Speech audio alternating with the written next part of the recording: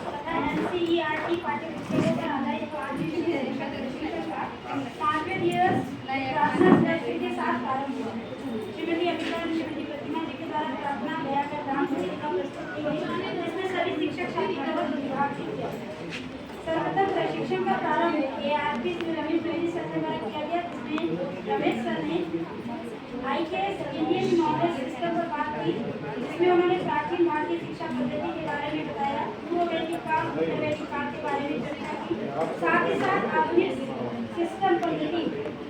शिक्षा पद्धति के बारे में भी चर्चा की। तत्पश्चात एनईपी 2020 के बारे में बताया, भारतीय ज्ञान विज्ञान और दर्शन पर विस्तार से चर्चा की, भारतीयों के युद्ध पद्धति पर भी चर्चा की।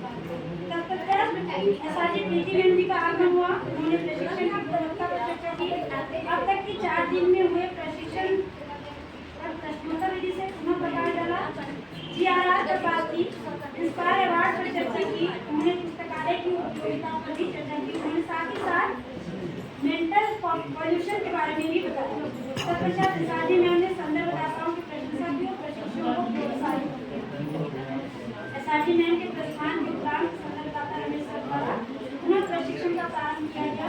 तत्पश्चात शिप्रा मैम द्वारा शरद पूर्णिमा पाठ के बारे में चर्चा की गई। क्लास 3 में क्या क्या पाठ शामिल किए गए हैं, इस पर भी चर्चा हुई। इसके बाद भोजनावकाश हुआ। भोजनावकाश के उपरांत पुनः प्रशिक्षण सुनीत सर के द्वारा प्रारंभ किया गया तथा development of secondary skills reading and writing के बारे में विस्तार से चर्चा हुई। फिर डेवलपमेंट ऑफ क्रिटिकल थिंकिंग और डेवलपमेंट ऑफ अंडरस्टैंडिंग के बारे में बात हुई। इसके बाद importance of the context while learning end of knowledge के बारे में चर्चा की गई। इसके बाद SLRW के बारे में बातें हुई, इंग्लिश स्पीकिंग के बारे में बात की और लैंग्वेज गेम के बारे में भी हमें बताया।